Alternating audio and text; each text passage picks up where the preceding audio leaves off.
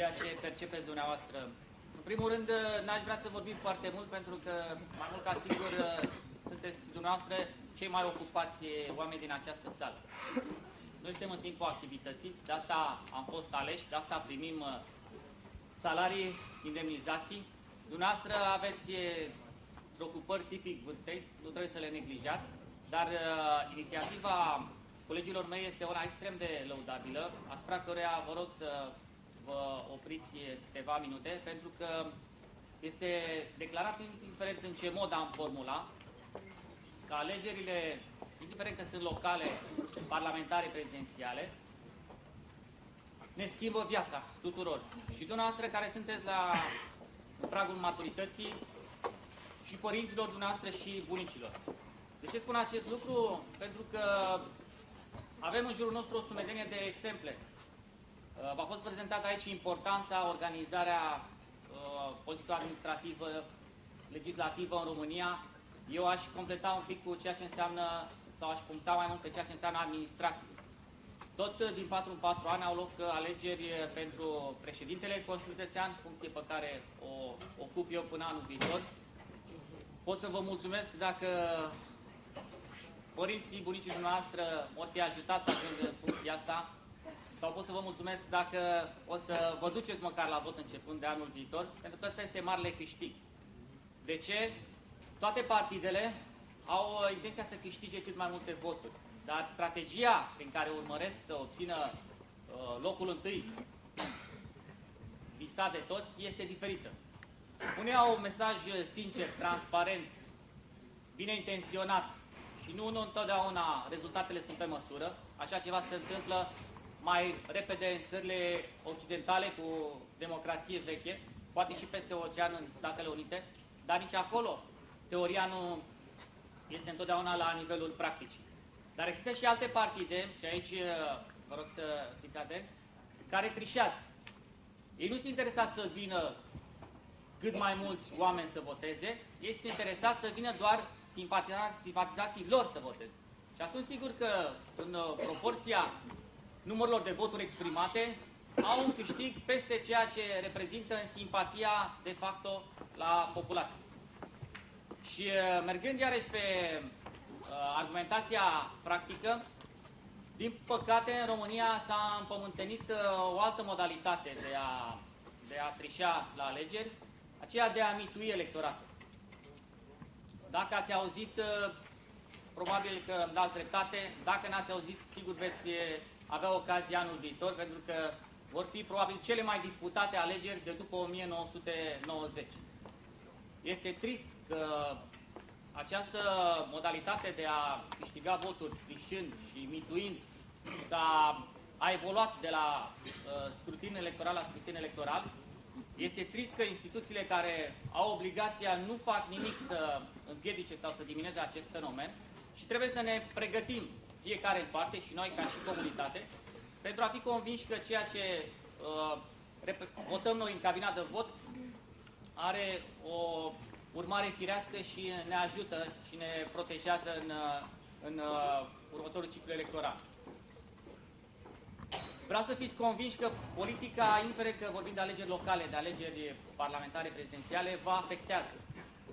Cel puțin în ultima perioadă, imposibil să nu fie auzit părinți, bunici, plângându-se de faptul că s-au redus salarii, pensii. Nu știu eu, nu vreau să vă spun cine sunt vinovați, pentru că e posibil să am o opinie partizană, subiectivă. Dar e foarte clar că această situație este generată de ceva. De un partid, de o coaliție, de niște idei care poate n-au fost cele mai inspirate și cele mai bine aplicate. Dovadă faptul că România se află în cea mai grea situație, aproape la nivelul întregii Uniuni Europene. Alte țări au ieșit din criză, noi încă mai căutăm soluții. Alte țări deja au niște condiții de viață onorabile pentru locuitorii săi. La noi salariile sunt cum sunt, dar prețul carburantului, de exemplu, e mai mare decât în Uniunea Europeană.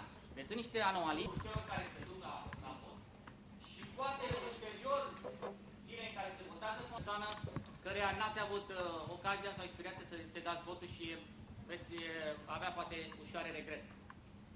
Revenind la amituirii cetățenilor, sigur că eu, care cu fel de de avantaje materiale sau pecuniare, cu bani, da? În toate campaniile electorale, partidele care nu pot să susțină o asemenea licitație, bețile, supurile, mâncați-le, prăjiturile, dar acolo în cabina de vot nu există camere de la vedet sau n-aș putea să nu apelez și la această variantă, pentru că trăim într-o Românie atipică și atunci e obligația noastră, ca oameni care am mizat întotdeauna pe un spirit de oameni întreprinzători, de scurtăreți, trebuie să luăm în calcul toate variantele până lucrurile se vor reglementa. Repet, sunt instituții care, dacă ar vrea, face ordine în procesul electoral, dar nu sunt interesați pentru că nu le convine această confuzie și aceste anomalii. Nouă nu ne convine. Sunt unul dintre cei care am fost preocupat de politică undeva la jumătatea anilor 97. Am fost rugat insistent o jumătate de ani să intru în politică. Am acceptat politica așa urâtă, falsă, mincinoasă cum e, reprezintă totuși o preocupare care te atrage și te poate și captiva. Acum îmi place să fac politică chiar în condițiile astea. Și iarăși un aspect cu care închei și care sper că va trezi un oarecare interes. În fiecare dintre ghiozdanele dumneavoastră stă o legitimație de deputat, de senator, de președinte, de Consiliul Județean. Sunt obiective la îndemâna oricui. Dacă mă întrebați pe mine, aș considera că cel puțin jumătate din cei care ne reprezintă, și la nivelul județului Giurgiu, și la nivel național, ar trebui declarați repetenți pentru politică. Ar trebui să lasă locuri libere unor altor oameni de preferință mai tineri, cu alte concepții mai clare și cu alt nivel de responsabilitate, un alt atașament față de România. E obligatoriu la vârsta dumneavoastră să rămâneți optimiști. Mulți prieteni care au muncit pentru mine, practic, și cărora, față de care mă străduiesc în fiecare zi acestui mandat, să realizez cât mai multe și să nu le înșel așteptările. Închei spunând că județul Giurgiu aveți, toate sunt binevenite. Dacă sunt finalizate cu acest vot în cabina în care sunteți doar dumneavoastră, cu gândurile, cu interesele dumneavoastră proprii și ale prietenilor, ale familiilor pe care le reprezentați, din care faceți parte. Nu ratați această șansă ca odată la 4 ani, indiferent de ce categorie de alegeri e vorba, să vă manifestați acest drept, care este minimizat sau intenționat descurajat ca și preocupare de unii, dar care va aparține și care trebuie folosit în interesul dumneavoastră, repet, și al tuturor celor la care țineți, pe care îi iubiți. Mulțumesc! Bravo!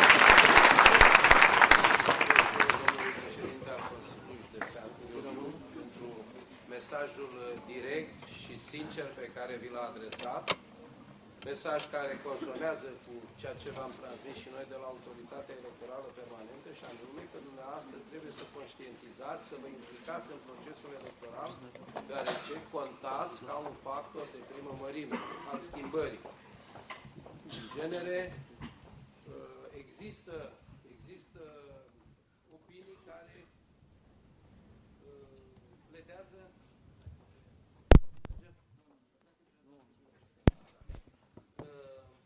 deoarece există opinia că între alegători există categorii de votanți mai active, mai motivate, și știți și dumneavoastră că poate bunicii dumneavoastră sunt primii care se duc la vot.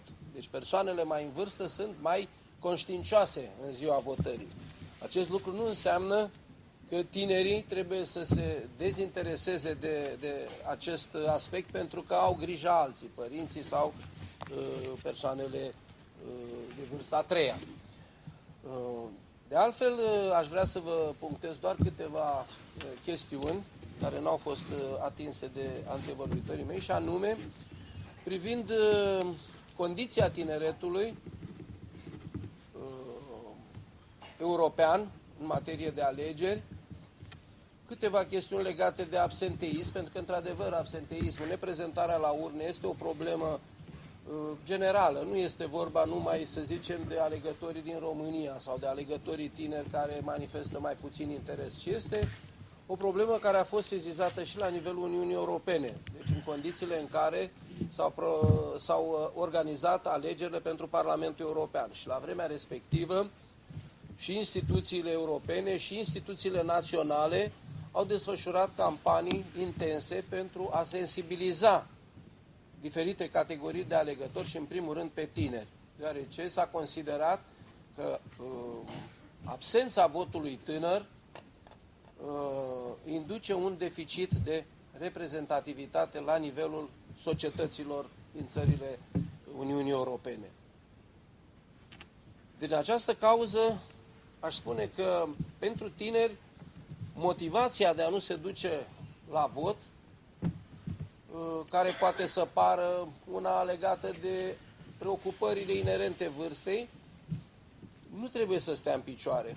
Ea nu intră în contradicție și nu intră în opoziție cu preocupările dumneavoastră de a vă informa, de a vă desăvârși pregătirea profesională, cu preocupările dumneavoastră de a vă petrece timpul liber, de a vă distra. Nu sunt incompatibile. Din contră, veți putea să vă dați seama că această prerogativă pe care o aveți dumneavoastră de alegători, de votanți, vine să vă completeze cumva personalitatea și să vă întregească. Deci este un semn de maturizare și în același timp un element care să vă definească ca personalitate socială. Sigur că puteți avea diferite rațiuni ca să nu vă duceți, mai ales cei aleși. De asemenea, s-ar putea să fiți, să spunem, televiziunea, ceea ce numim videodemocrația, false dezbateri, false soluții pe care le avansează cei care ceea ce vi se oferă ca informație, ca ofertă, ascultați, să dezbateți, să vă puneți întrebări, să verificați ce s-a întâmplat, schine sau interesele egoiste, interesele de provocare pe care vă fac noi, nici de profesorii dumneavoastră, să puneți chiar întrebările cele mai dure cu putință, nu? Legate de motivele pe care le aveți sau nu le aveți de a merge la vot. Cei care veți merge la anul sau cei care sunt mai mari și au apucat probabil să voteze. Deși nu cred acest lucru, că practic... Mai important, de cine e mai curajos? O fată sau... Dacă n-a fost suficient, mai facem alte prezente. Dacă nu mergeți la vot, ce se întâmplă? Dacă nu mergeți la vot, ce se întâmplă? Haideți. A întrebat dacă nu merge la vot. Da? De mai multe ori, în Parlamentul României am avut discuții și la întâlniri cu societatea civilă, cu organizații neguvernamentale. Foarte multe voci sunt cele care susțin că soluția vis-a-vis de absenteism ar fi introducerea votului obligatoriu. Noi, deci cei de la autoritatea electorală care studiem fenomenul electoral, haideți să-i spunem așa, pe cele 5 continente, noi totuși nu suntem adepții votului obligatoriu. În perioada interbelică, când în România se susținea introducerea votului obligatoriu, după adoptarea Constituției din 1923, argumentul suprem a fost că votul este un drept. Și în pachetul acela care învăluie orice drept, există și posibilitatea de opțiune a alegătorului dacă își exercită acest drept sau nu își exercită acest drept. S-a constatat că acolo unde s-a introdus votul obligatoriu, rezultatele nu au fost nesemnificative. Deci, votul obligatoriu nu a schimbat opinia alegătorilor. Acum vreau să vă spun, din punct de vedere al celor care studiază fenomenul electoral, absenteismul de regulă înseamnă că la un moment dat, vis-a-vis de starea actuală a unei societăți, există o stare de mulțumire. Pentru că atunci când există stări de nemulțumire, studiați un pic dinamica prezenței la vot în România începând cu 1990. La primele alegeri din mai 1990 a fost o prezență extraordinar de mare. Eram după Revoluție, toată lumea dorea ca să-și exprime opțiunea. În 1992-1996 am avut iarăși cote ridicate ale prezenței la vot. Abia după alegerile din 2000 înregistrăm o scădere a prezenței. Și vis-a-vis de această scădere a prezenței trebuie să distingem și în funcție de interes. Alegerile care se bucură de interesul cel mai scăzut în România s-a dovedit până acum a fi alegerile pentru Parlamentul European. În general, alegătorii consideră că cei care sunt trimiși la Strasbourg, respectiv Bruxelles, ei sunt departe de țară, că da, aveau un rol nemijlocit legat de România. Nu este așa, dar asta este percepția care se realizează. Cote destul de bune ale participării la alegeri se înregistrează la alegerile locale. E vorba de comunități locale, interesul local se manifestă în sens pozitiv. Alegerile parlamentare, ultimele, din 2008, au însemnat un eșec din punct de vedere al prezenței. Prezența s-a situat la sub 40%, ceea ce este un nivel foarte scăzut, iar cota cea mai înaltă de participare au înregistrat-o până acum întotdeauna alegerile prezidențiale. Deci alegerile prezidențiale înseamnă o miză mare, cine va fi președintele României pentru următoarea perioadă de 5 ani. Practic acolo nu este o felie de tot, haideți să-i spun așa, care se împarte în 480 și ceva de felii ca la alegerile parlamentare, e un singur tot care este luat de către câștigător. Și prezența la prezidențiale a fost întotdeauna la cote înalte. Pe lângă această interpretare că ar fi o stare de mulțumire în societate, e tot atât de adevărat că interpretarea poate să fie că în societate există o stare de apatie. Și aceasta explică faptul că alegătorul consideră că prin neprezentarea la vot s-a exprimat într-un sens indubitabil că nu-l interesează ce se întâmplă. Dar, tocmai ceea ce vă spuneam anterior, neprezentarea la vot înseamnă nerecunoașterea acelei forțe pe care le reprezintă prezența la vot și exercitarea dreptului la vot. Atât la întrebare.